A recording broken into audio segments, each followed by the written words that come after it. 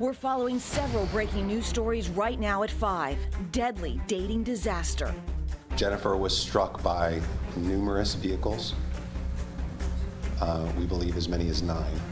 Tonight, her family names the man they say took her on a date and left her for dead when she fell off his motorcycle. Not at my store. Dramatic new video showing the moment a man opened fire on 2 teens trying to make a fast getaway after deputies say they actually robbed that guy's jewelry store. We're tracking the next cold front, but rain could impact your weekend plans. Chief Meteorologist Aaron Christensen is tracking the latest. CBS 12 News at 5 starts now with breaking news. Now at 5, left for dead on a first date. It's been 1 week since Jennifer St. Clair's family says she fell off the back of her date's motorcycle onto I-95 and was run over and killed. The attorney representing St. Clair's family says this man was the driver of the motorcycle, 34-year-old Miles McChesney, and claims McChesney was impaired and did nothing to help her. Tonight, the family just wants answers and an explanation as to how this tragedy even happened. CBS 12's Maxine Benzel live tonight in Delray Beach with more from the family. And Maxine, you can only imagine what they're going through right now, really. Well, Paul, Jennifer's family is devastated tonight, still trying to cope with her loss. She was just 33 years old. Now, this is the civil lawsuit filed on behalf of the family today. In it, it claims that 2 men are responsible for her death. One of them, they say, is Miles McChesney, who they allege was the driver of the motorcycle that night. They also say that John Lewis was the owner of the motorcycle, and they say that he was responsible as well. Now, attorney Todd Falzone, representing the St. Clair family, says Miles McChesney was visiting his cousin in Fort Lauderdale from New York when he says he recently got out of prison. Now, according to Falzone, St. Clair met McChesney on the dating app Tinder the day before she died. The attorney says McChesney picked Jennifer up on the motorcycle to go on a date on Atlantic Avenue in Delray Friday night around 10 o'clock. Falzone says they were on the date with 2 other couples and visited several restaurants on Atlantic Avenue. The lawsuit claims McChesney was driving, drinking, and impaired. On the way home, Falzone says Jennifer somehow fell off the Harley-Davidson motorcycle onto I-95 near Atlantic Boulevard in Pompano Beach. The attorney says McChesney did stop, but didn't help Jennifer and eventually left the scene. Jennifer was struck by numerous vehicles. We believe as many as 9.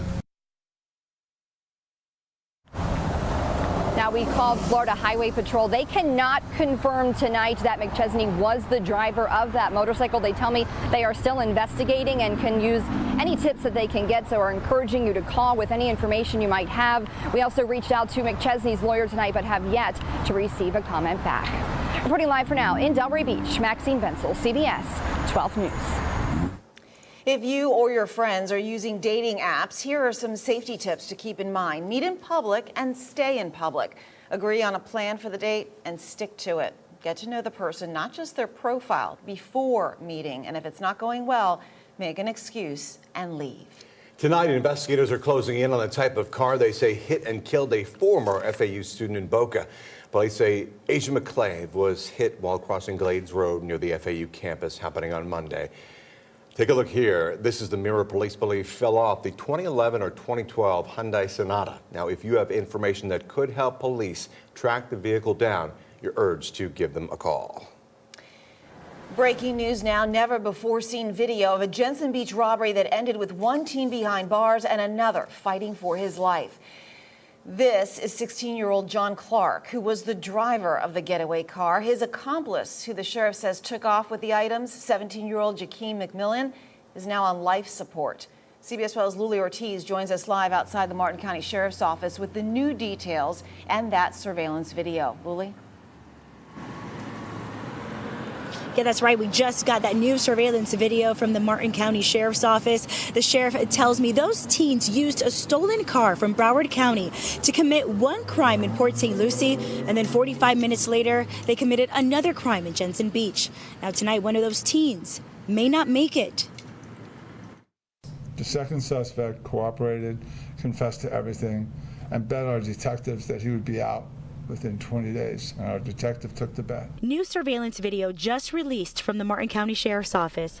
Sheriff William Snyder says this is 16-year-old John Clark, who admitted to being the getaway driver after his friend robbed Treasure Coast Liquidators in Jensen Beach Thursday morning. In the video, you can see the moment his accomplice, Jakeem McKillum, jumps in the moving car with $800 worth of jewelry.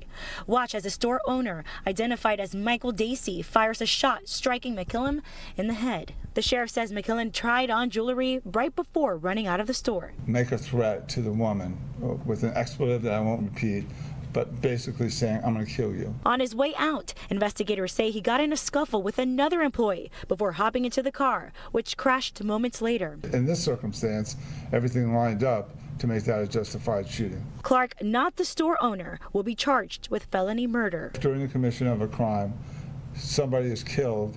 All the people in the middle of the crime, even if they did not intend there to be a murder, are charged with felony murder. Instead of going to class at Coconut Creek High School in Broward, the 16-year-old will remain at the Martin County Jail tonight. Go to school, get an education, and get a job, and stop stealing. As a matter of fact, I had 47 personnel, not including me, yesterday on that scene. And so if you come here and you kick the beehive, expect to get stung. Now, McMillan, he remains in grave condition tonight. Again, the sheriff says if he does not make it, his accomplice, Clark, could face felony murder charges. Reporting live outside the Martin County Sheriff's Office, I'm Luli Ortiz, CBS 12 News. To read the details in this case and to see that new surveillance video again, just head to CBS12.com and click on the story. We turn now to the weather. The Storm Track weather team with a close eye on that. A big storm headed our way. For the latest on the timing and when the storm will get here, let's turn over to Chief Meteorologist Aaron Christensen with the very latest. Aaron? Well, we want to give you a look at this storm right now on our Storm Track radar. Look at this, a powerful line of thunderstorms here getting set to move through Tampa. Now, some heavy rain, mild rain as well through Gainesville, Jacksonville, all the way back to Tallahassee as this is bringing on a wide swath of showers and some thunderstorms now. Check this out. Over 450 strikes just within this particular area within the last 10 minutes. So this storm system is certainly packing a punch. Very convective or thunderstorm potential here as this line moves through our area. Now, as we advance this out through the next couple of hours, we see it making its way just past Fort Myers and kind of bisecting the state 2 o'clock to 3 o'clock in the morning, and then starting to move into the Treasure Coast as well as West Palm Beach about 6 to 7 a.m. So this is going to be one of those storm systems that can bring us the potential of some pretty strong wind gusts and some rain. We'll track just how much rain coming up. Right now, the U.S. Coast Guard is searching for a woman who fell overboard from a Carnival cruise ship. Officials say the 26-year-old man fell overboard just 35 miles south of Isla Morada on the way back to port from a 4-day cruise. Carnival Victory releasing this statement saying all appropriate authorities, including the United States Coast Guard, were notified and the ship participated in the search and rescue efforts this morning. The ship has been released to dock in Miami. A major announcement from Facebook today. They say they discovered a bug that could have given third parties access to 6.8 million users' photos without their permission. Now, it reportedly happened nearly 2 weeks back in September, for 2 weeks. In a statement, Facebook saying, quote, "We're sorry this happened and that the problem has been resolved. Facebook will be notifying users who may have been affected by all of this." What bathrooms and locker rooms do transgender people have the right to use? It's a question that has caused controversy all over the country, and now right here in Florida. This after a transgender middle school student using a boys' locker room resulted in a teacher refusing to supervise that locker room. CBS 12's Chuck Weber traveled to Tampa to talk with the teacher who took that stand and investigates the policy and practices at the center of this locker room ruckus. They came down and informed me that there was a girl identifying as a guy that was going to be in the boys' locker room. Robert Apitasano is a physical education teacher in the Pasco County School District. It's a job he's had for 24 years, the past 16 at Chasco Middle School, where he says he took a stand for 2 reasons. One was I'm a Christian. 2 is it's a female that's a young female, and she needed her privacy. And Apitasano said the boys in his class needed their privacy too. The veteran teacher told me beyond being a Christian, he's a guy and feels no man should be supervising students that are anatomically women in a locker room. A Pasco School District spokeswoman responding to written questions told us in essence it's much ado about nothing. Middle school students do not completely undress or shower at school, and she says no one was ever being forced to compromise their beliefs. He was not reprimanded yet because we got involved. The Liberty Council specializes in religious liberty issues. When the situation blew up, Apitasano reached out and they took up his fight. Matt Staver, founder of the Liberty Council, provided us with an email chain from Pasco School District staffers. One note says, "Shall we send him home on administrative leave after today until we can get out and talk to him?" A later email seems to support placing the veteran educator on leave, saying, quote, "I think it sends a clear message that we will not tolerate his behavior." The school district says the emails only show discipline was considered, adding they ultimately rejected the idea and that the Liberty Council had nothing to do with their decision to stand down. Well, obviously you have to address everyone with love, no matter what the situation is, but one of the things that you can't do in this process is force the rest of the school, students, faculty, staff, to participate in one person's issues that they may be going through and struggling with. The Pasco County School District here declined our request for an on-camera interview. Staffers did answer questions in writing.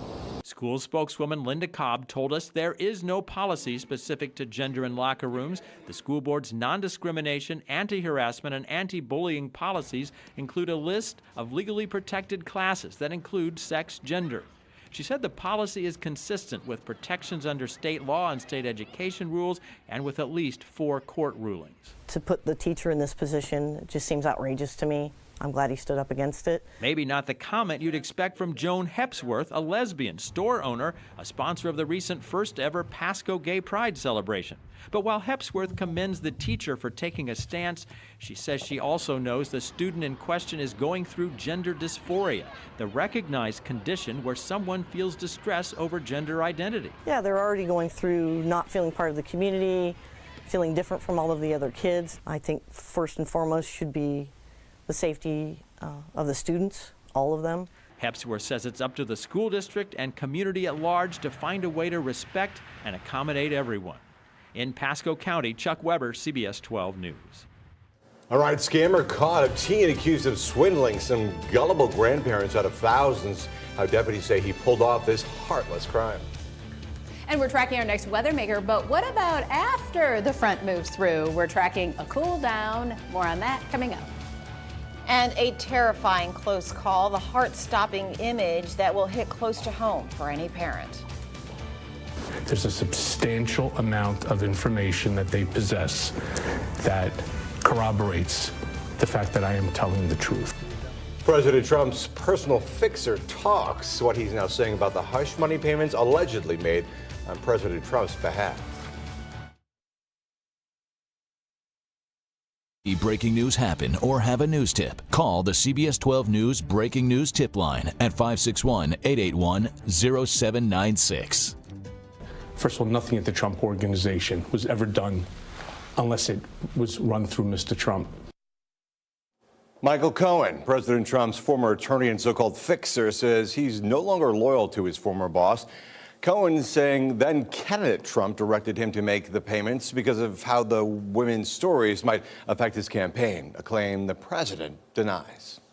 I gave loyalty to someone. In an interview with ABC News, President Trump's former fixer, Michael Cohen, says Mr. Trump asked him to buy the silence of porn star Stormy Daniels and Playboy playmate Karen McDougal. He directed me to make the payments. He directed me to become involved in these matters. CBS News sources confirm the president was in the room when Cohen and National Enquirer publisher David Pecker discussed paying hush money to the women in August of 2015.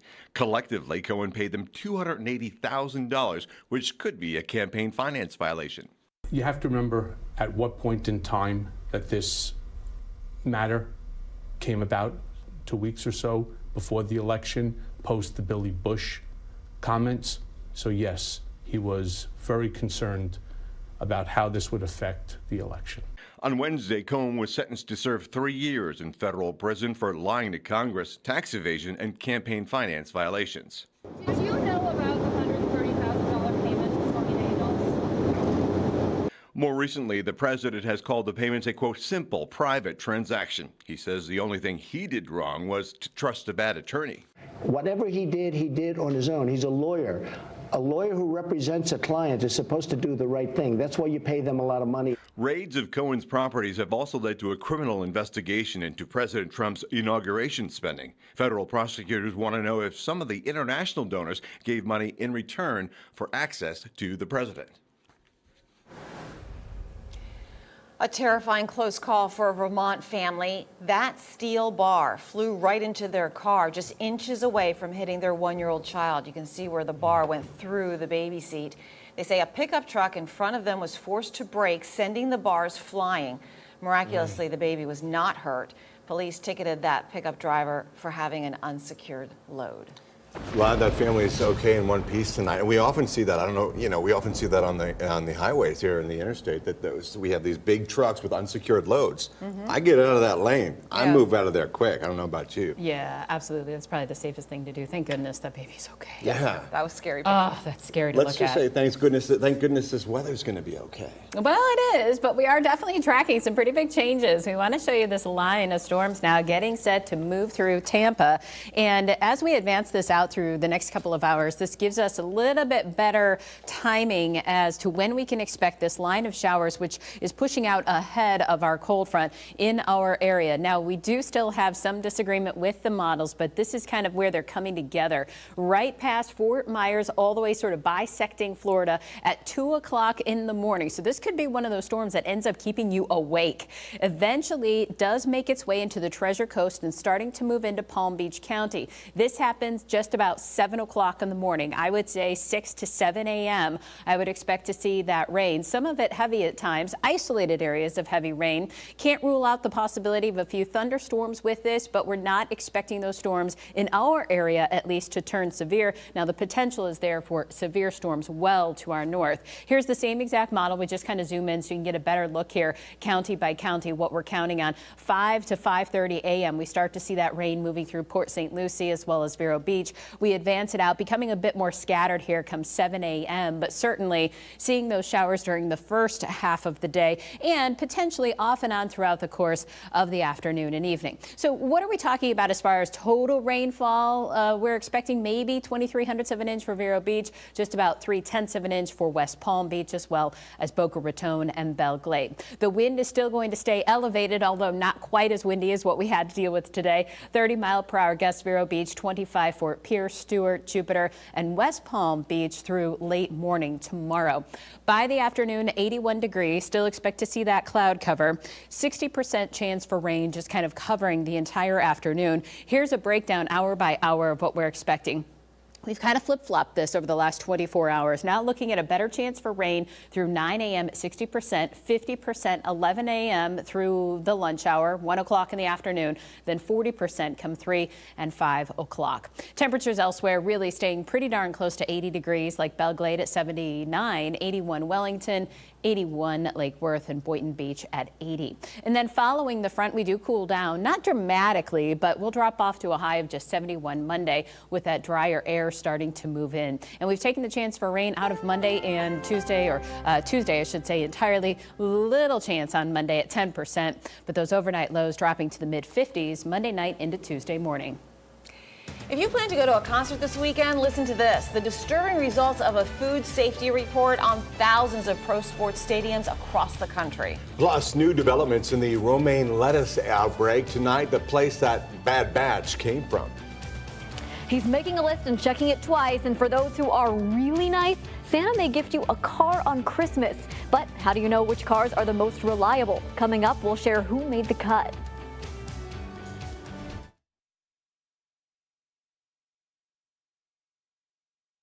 A consumer alert tonight. Toyota recalled nearly 90,000 vehicles. The car maker says the front passenger seatbelt tension sensor might not work properly in Land Cruisers and Lexus LX 570s from the past decade.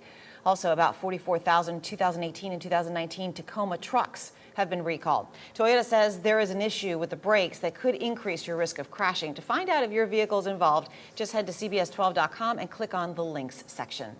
Well, for some people, lucky people, Santa might park a car in your driveway for Christmas, and of course you want it to last. Consumer Reports just released its exclusive new car reliability report. It did, and CBS 12's Kristen Chapman breaks down the brands and models considered the most reliable and the ones you might want to steer clear of. Every year, Consumer Reports surveys its members asking them about any serious problems they experienced with their cars in the past 12 months. This year's annual auto reliability survey, the largest of its kind, gathered data on more than 500,000 vehicles. Just because a car's new doesn't mean it's going to be trouble-free. According to this survey, in-car electronics like infotainment systems, as well as power equipment and transmissions, continue to give owners headaches. Lexus, Toyota, and Mazda were the top brands, with Mazda making the biggest jump, moving up 9 spots from the previous year. Brands at the bottom of the list were Tesla, Cadillac, and Volvo. The Tesla Model S electric stand actually lost its recommended status because of issues reported by CR members with the car's air suspension, as well as body hardware issues like the car's door handle. As turbo engines become more common, some car owners in the survey have trouble with their car's turbocharger and engine computer. A few needed complete engine replacements. The truth is, when automakers introduce such new technology, it can take several model years to get it working correctly. Now, the cars that came out on top as the most reliable were the Lexus GX, Toyota Prius C, and the Mazda MX-5 Miata. The least reliable were the Ram 3500, Tesla Model X, and the Cadillac ATS. Reporting from the studio, Kristen Chapman, CBS 12 News. A warning for grandparents. A local man accused of stealing thousands from at least one grandparent in a scam that's becoming more common than ever before. And we're tracking our next weather maker, how much rain it will bring us and when. Coming up. And drivers go nuts when an armored car drops cash all over a New Jersey highway.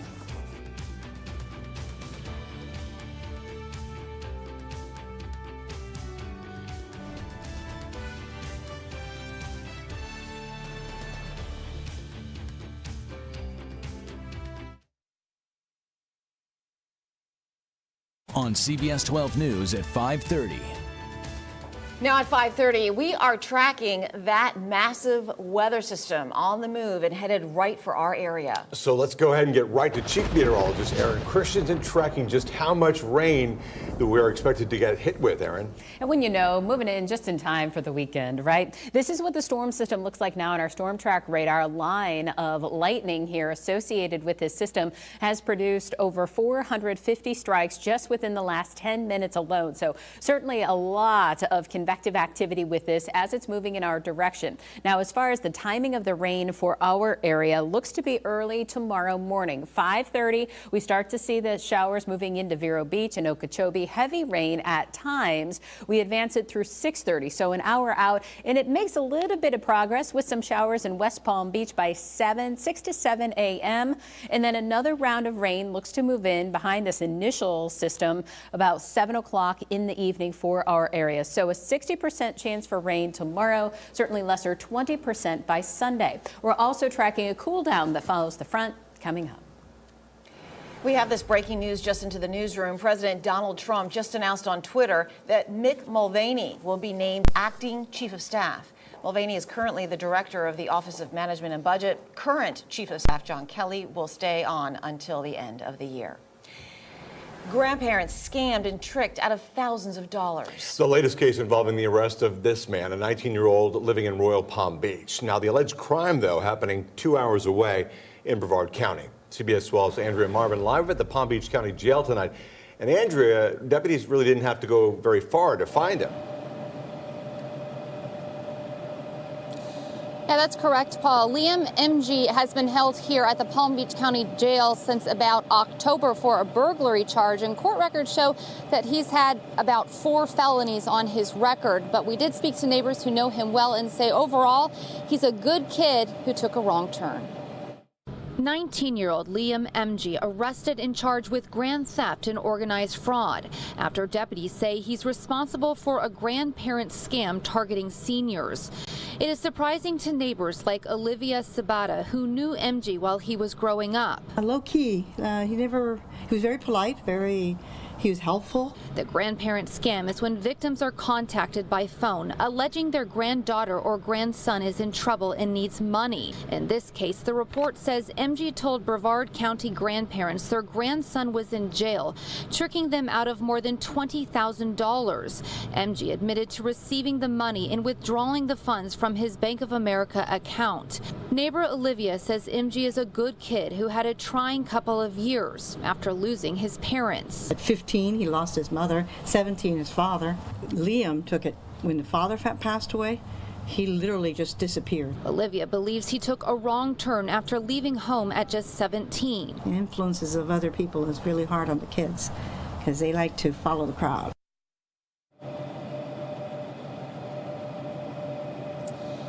Now, neighbors also say that MG's family was very close to people throughout the neighborhood, and that his mother's greatest worry was what would happen to her children after she passed. No word as far as who MG was staying with when he was arrested. Reporting live in Palm Beach County, Andrea Marvin, CBS 12 News. This news just in, we now know Hurricane Michael will cost the state of Florida more than that of Hurricane Irma. The hurricane impact now projects a potential $223 million budget surplus for the years 2019 and 2020. They say it's likely disappeared. We need to be probably even more diligent in making sure that we are very, very conservative in our approach and conservative in our projections. The financial impact of Michael shot up in cost because the storm hit a largely rural portion of the state, an area already considered economically challenged even before that storm hit. In tonight's Health Alert, an ESPN analysis of food safety inspection reports from all pro sports stadiums in North America found thousands of disturbing violations. At about a third of the venues, at least half the food outlets had one or more high-level violations. They included expired food, live pests, and contaminated equipment. The analysis says the worst venues were Charlotte's Spectrum Center, the now-closed Palace of Auburn Hills near Detroit, and the American Airlines Center in Dallas. Well, cell phones are just about everywhere these days, including, it turns out, in our nation's prisons. They're being dropped in by drones, thrown over jail walls, and even smuggled in by corrections officers. Prison officials are calling it a national crisis. Ann Emerson investigates for Spotlight on America. Hey, how you doing? Hey. Cell phones in the hands of prisoners. It's illegal. But our investigation found that lockups nationwide are flooded with these contraband phones. They're being smuggled in daily, used to plot escapes, run criminal networks outside prison walls, and call in hits. They need to see that there is a victim. A South Carolina inmate called in a hit on Captain Robert Johnson, a former corrections officer. I heard a loud boom as my door was kicked in. I knew right then this was it. This was the hit. He was shot inside his home, in front of his wife, 6 times. He's had 24 surgeries since then. When you have inmates having access to unmonitored cell phones, you're going to have problems. For years, his job was to hunt through inmate cells for phones. Here we go again. Here we go again. We wanted to see what that was like, and we're given rare access to the prison police team at this maximum security facility in Tennessee. Dozens of officers and highly trained dogs comb through the inmates' belongings and common areas. Within minutes, a hit. There's a cell phone charger. Some of the more extraordinary areas where they're going to find these cell phones, they're going to be looking underneath the sinks, they're going to be looking behind the toilets, up here behind these televisions, and inside the televisions, according to corrections officers, and inside the light fixtures. Look at some of what they found on their searches here. And today's technology means phones are easier to conceal than ever. The correction system in South Carolina knows that all too well. Cell phones were blamed for orchestrating the deadliest prison riot in 25 years here this past spring. What you're seeing behind us is a 24/7 surveillance operations center. It put officials on a war footing. 50-foot nets are being installed around every state prison. Drone detection surveillance teams are providing officials with eyes in the sky, and military veterans are flying them. But that tower right there, that tower, the rover, the netting, the other fence, the Constantine wire, the drone detection technology, I mean, it's just a multifaceted approach. That multifaceted approach also involves ongoing efforts to block all cell signals in prisons. A growing number of states are lining up to try this new technology. I see the day coming when cell phones will only be used by the inmates to hit each other with, because they won't be able to call. Until then, Captain Johnson warns that inmates with smuggled phones will continue to pose a threat nationwide, even from behind bars. For Spotlight on America, I'm Ann Emerson. The Trump administration is facing new questions after a 7-year-old migrant girl died while in U.S. Border Patrol custody. Plus, another day, another rush hour commute, unless an armored truck drops cash all over the road. Doesn't happen every day, and why health officials are now lifting some of the restrictions on romaine lettuce.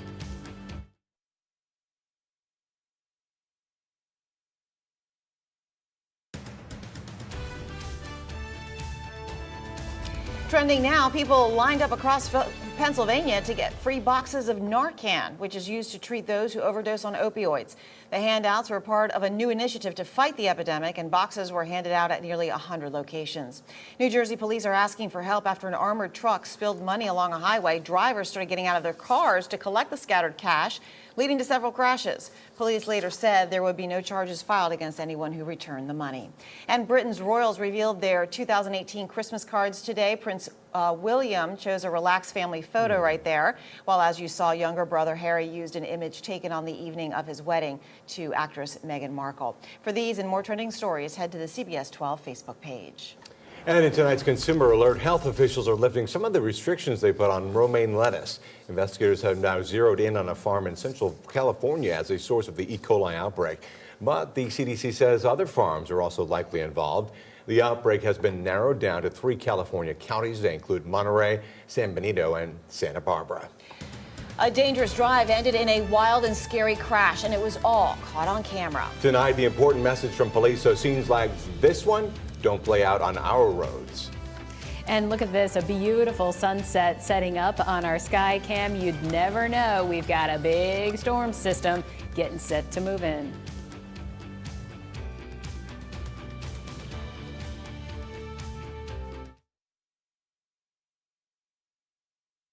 The administration is facing new questions after a 7-year-old migrant girl died while in U.S. Border Patrol custody. Officials say the child went into sepsis shock, which is a reaction to a severe infection in the bloodstream. She died after a long, dangerous journey with her and her father, and a large group of migrants last week. The two were taken by border agents at the New Mexico border. Her father says she had not eaten or consumed water in days. What happened here was they were about 90 miles away from where we could process them. They came in such a large crowd that it took our Border Patrol folks a couple times to get them all. Officials say by the time emergency crews arrived, the young girl's temperature was 105 degrees. She was airlifted to a children's hospital where she later died. New questions tonight about whether the FBI acted appropriately in its questioning of General Michael Flynn. As the one-time Trump ally awaits his sentence for lying to the FBI, our Christine Frizzell tonight takes a look at why some are now saying he was the victim of an intentionally set legal trap. Wow. It's been a little more than a year now since General Michael Flynn pleaded guilty to lying to the FBI about conversations he had with Russian Ambassador Sergei Kislyak after Donald Trump was elected president. At issue, a meeting between Flynn and FBI agents at the White House in January of 2017 about that conversation. Flynn's attorneys say the FBI should have warned him of the penalties of making a false statement as outlined in his sentencing documents, which also assert Flynn was urged to have the meeting without a lawyer present. It was clear that he was lying. James Comey this week said publicly it was his idea, but one he wouldn't have gotten away with under previous administrations. You would work through the White House counsel, and there'd be discussions and approvals and who would be there. And I thought it's early enough, let's just send a couple guys over. Those guys included FBI agent Peter Strzok, now fired and accused of being biased against President Trump. The Wall Street Journal and others calling the incident entrapment. if this is clearly a case of entrapment, then all charges should be thrown out by the judge, and the government, the FBI of James Comey, should be made to pay restitution to General Flynn. But others, like Bishop Garrison with the Truman National Security Project, say General Flynn was not tricked and should be punished. He was former director of the Defense Intelligence Agency, as well as a former national security advisor. He understands, given his experiences, that lying to federal investigators is absolutely a crime. Special counsel Robert Mueller has already recommended no prison time for General Flynn, given his, quote, substantial cooperation with the investigation. His sentencing is set to be handed down this coming Tuesday. On Capitol Hill, I'm Christine Frizzell. I'm Chief Meteorologist Erin Christensen, and we are tracking a big storm despite the beautiful skies that we have to work with right now. Look at this. This is a live look from the Kravis camera at the sunset. Gorgeous sunset setting up. We have 77 degrees. Wind is from the south-southeast at 15 miles per hour, and that humidity at 82%. But it's that southerly component of the wind that's fighting against this front as it starts to slide through Florida. So this has slowed down the progression of the storm somewhat. We still watch that line of showers moving through just north of our area around 3 to 4 a.m.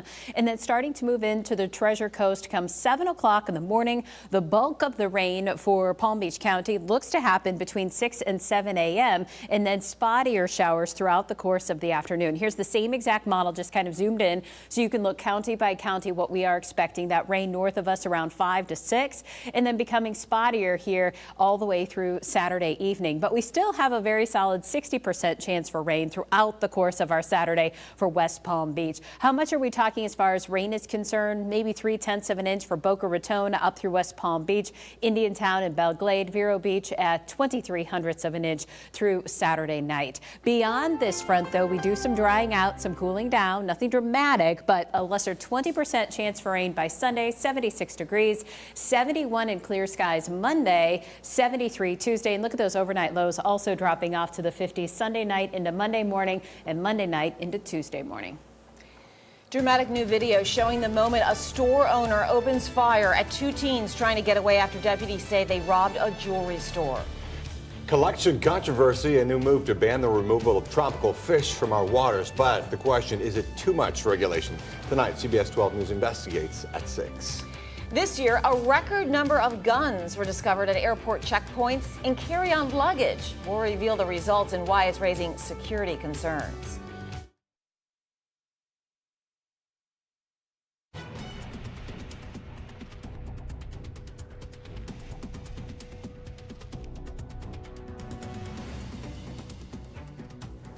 More weapons taken from travelers by the TSA. It even beats last year's record of guns found at airport checkpoints.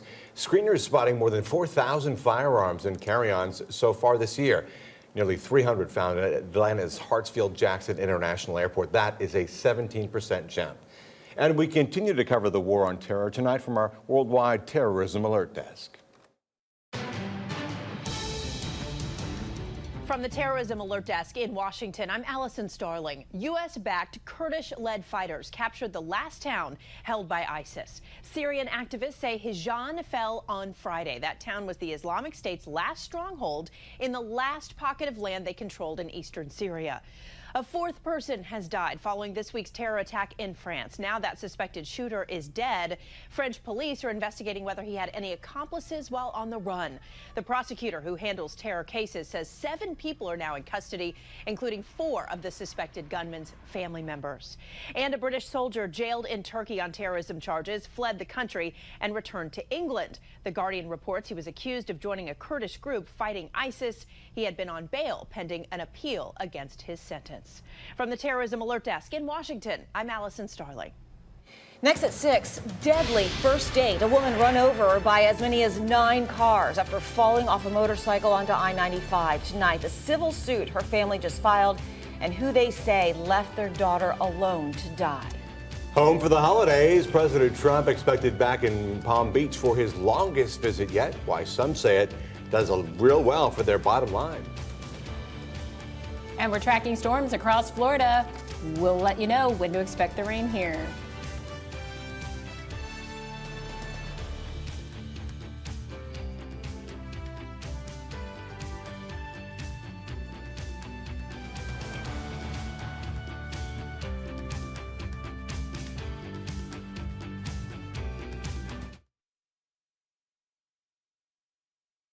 Right now at 6, a family devastated and demanding answers after their loved one was run over by as many as 9 cars on I-95, who they say left her for dead.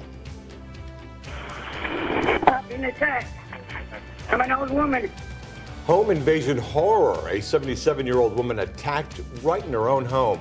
Tonight, the other woman authorities need your help in tracking down. And new video of a wild robbery, a store owner opening fire, putting one teen on life support and another teen behind bars.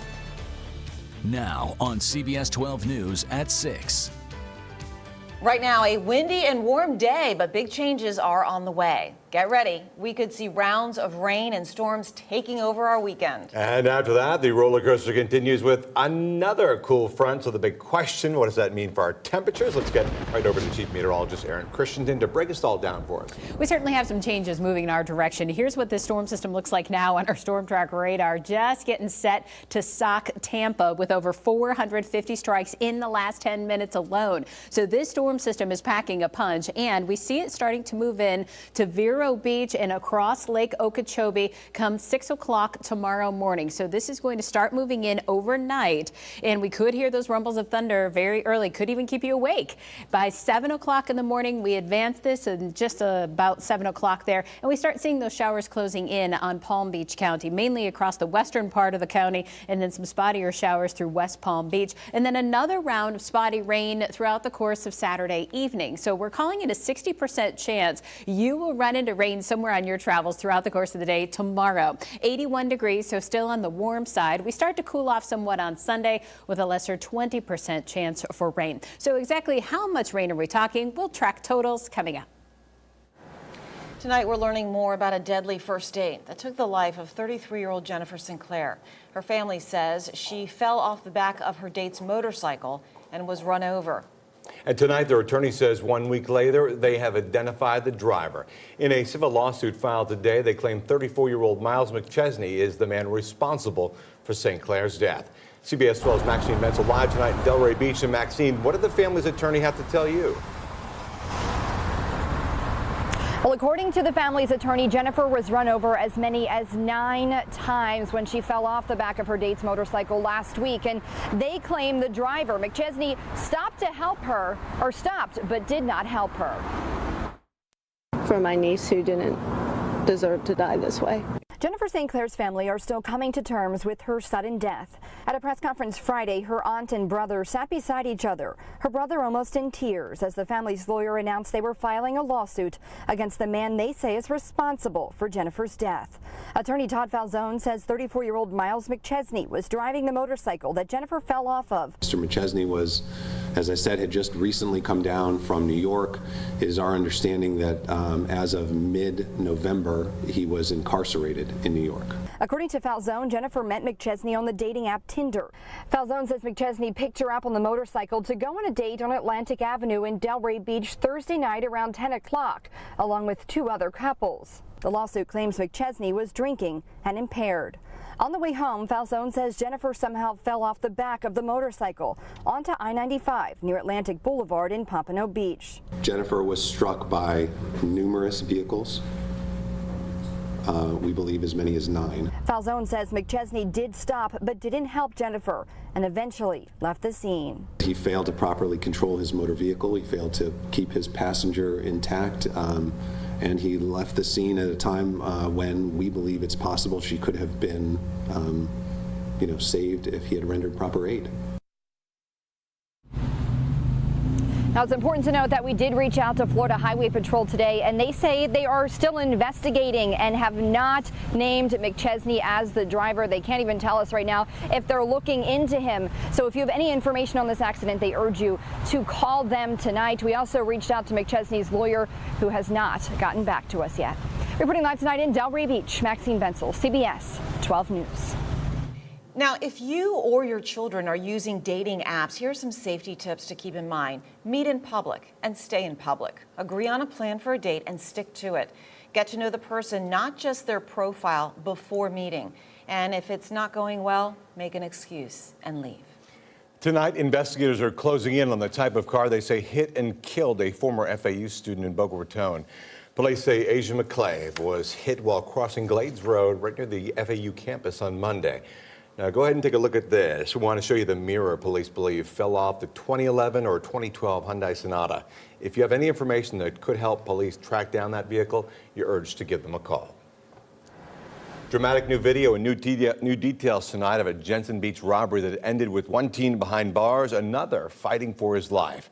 The video shows a co-owner of the Treasure Coast Liquidators jewelry store firing one shot at the getaway car, hitting 17-year-old Jakeem McMillan in the head. Right now, he is on life support. The driver of the getaway car, 16-year-old John Clark, could face a murder charge if McMillan dies.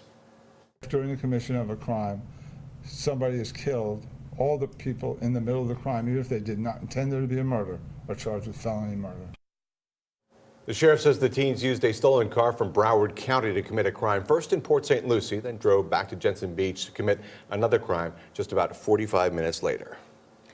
Tonight, Boynton Beach police are looking for a woman connected to a home invasion that sent a 77-year-old woman to the hospital.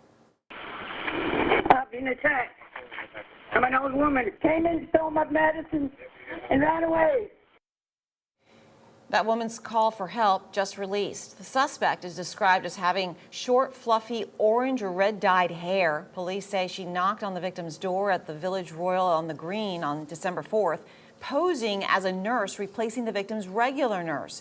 Police say the suspect pushed the victim down, stole her prescription drugs, then kicked her in the ribs on the way out. A controversy over Palm Beach County's tropical fish coming to a head with a CBS 12 investigation. Tonight, reaction pouring in to the new move banning tropical fish removal from a world-renowned diving and snorkeling site. CBS 12 Chuck Weber is at the Blue Heron Bridge tonight with a look at whether this is too much, not enough, or just some regulation.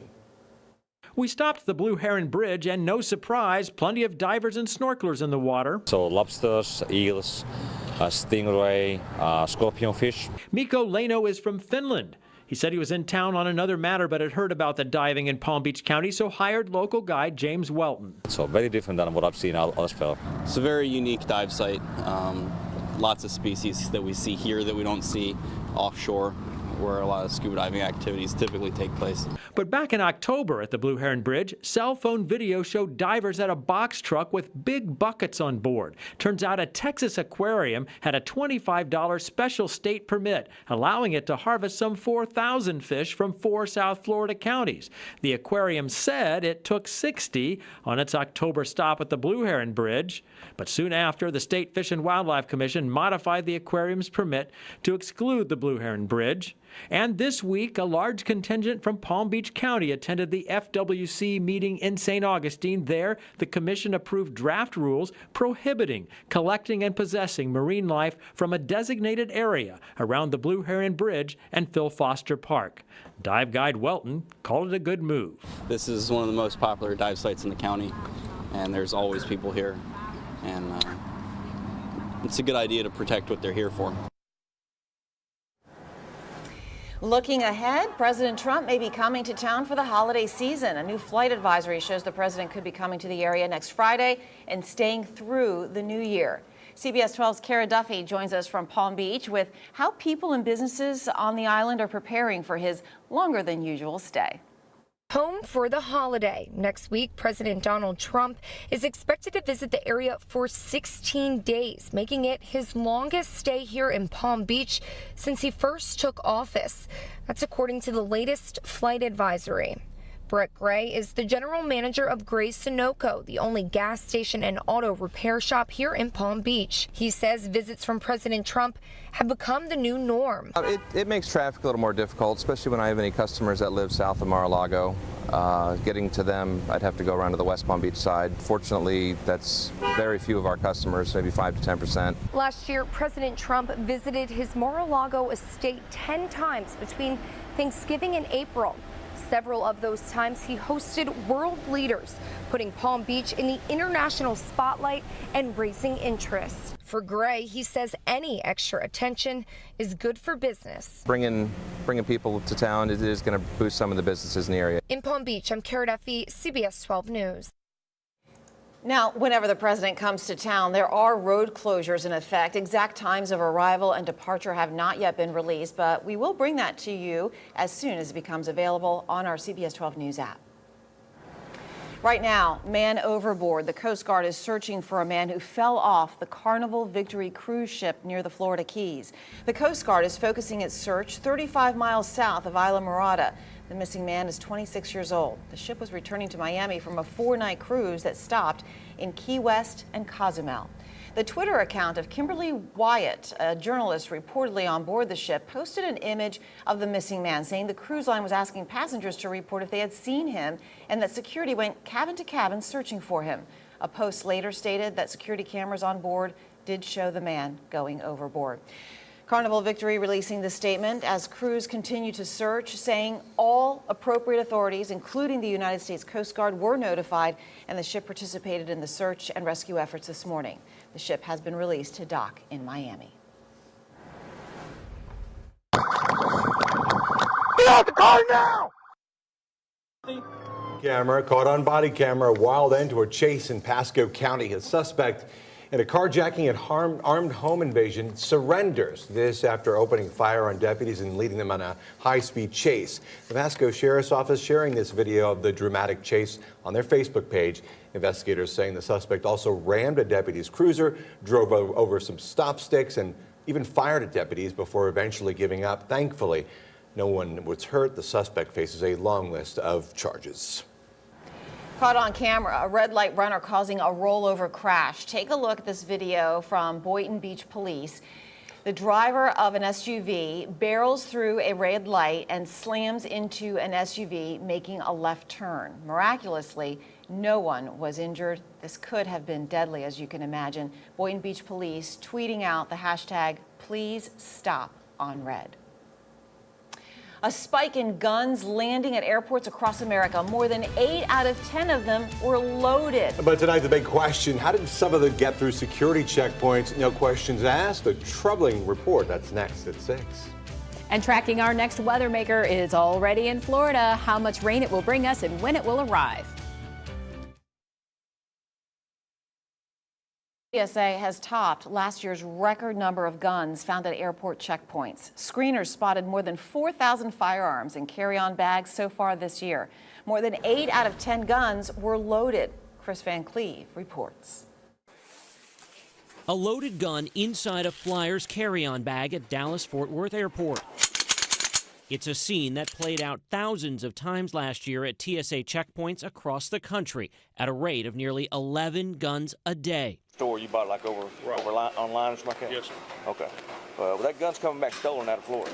CBS News obtained video from security cameras and police body cams at DFW Airport showing some of the 211 incidents where a gun was found inside a traveler's bag at a TSA checkpoint in 2017. Excuse me, sir?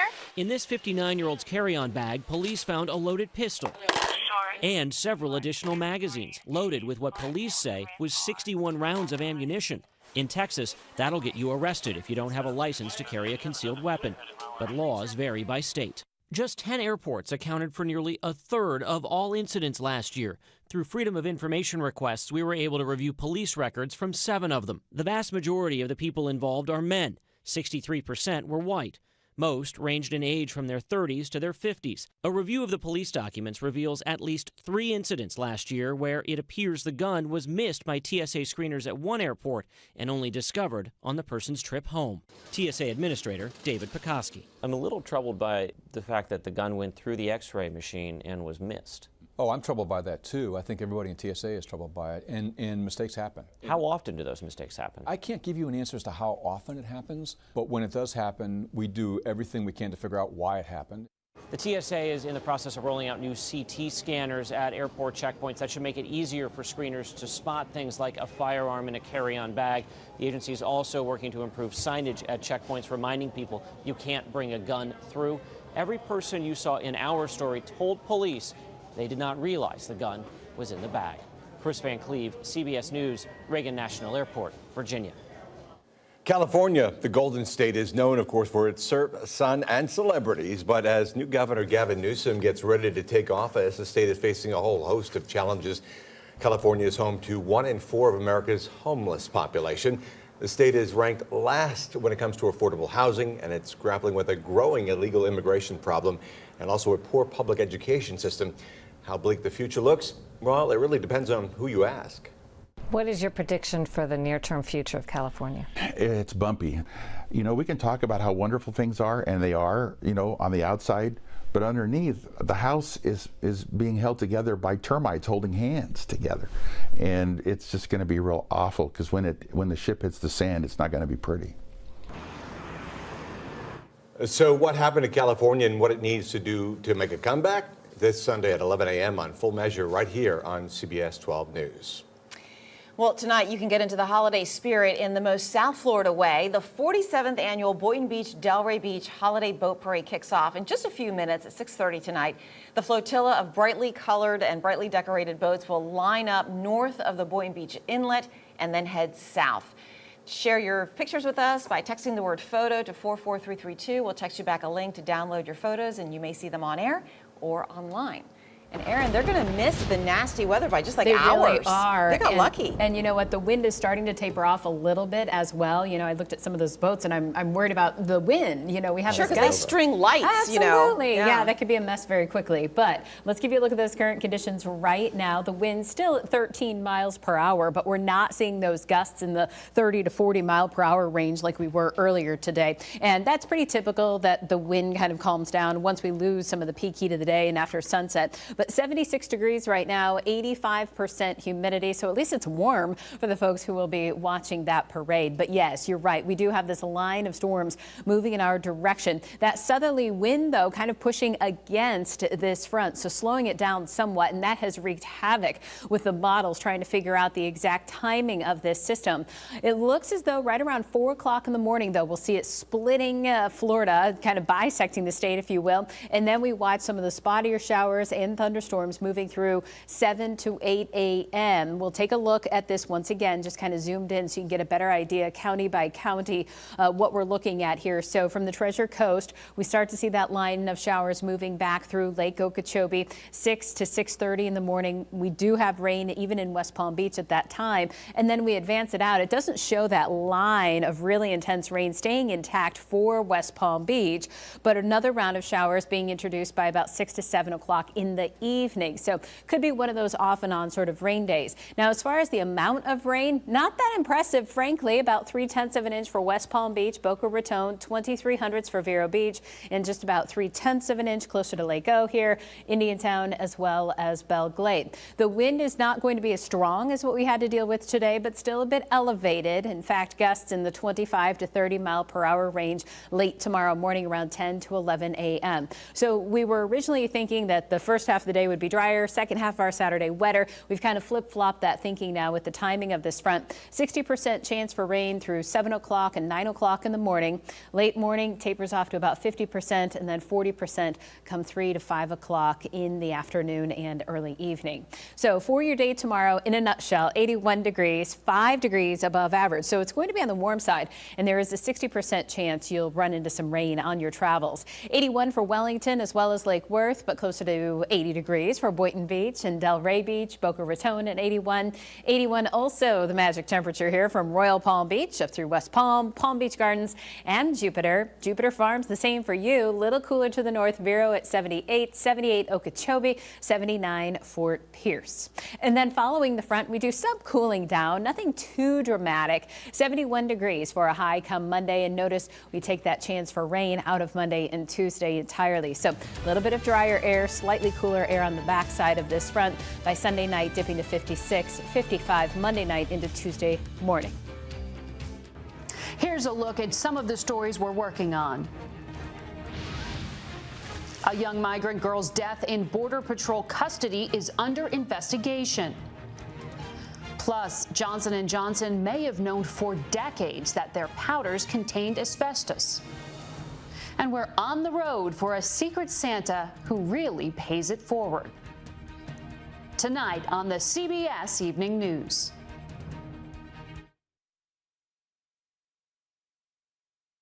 CBS 12 News at 6.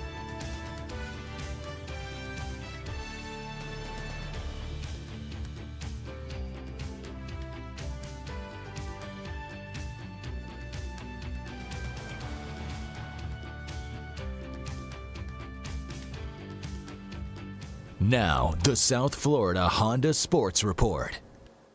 The Miami Dolphins have had to fight through what seems like an endless list of injuries this season, yet they're still in contention for a playoff spot with a 7-6 record as they head to Minnesota this Sunday. Now, despite all the injuries, there's been one consistent threat, and he's been one of the most pleasant surprises as well. We're talking about 35-year-old running back Frank Gore and his fight for those yards on the ground at an age when most are reflecting back on their NFL careers. At least some would say that. The former University of Miami star is now 4th on the NFL's all-time rushing list and is 535 yards away from surpassing the great Barry Sanders. Most importantly, he's helping the Dolphins win after signing as a free agent. Heck, he may even put his retirement plans on hold and play next season. I feel good. I'm still having fun. I still love it.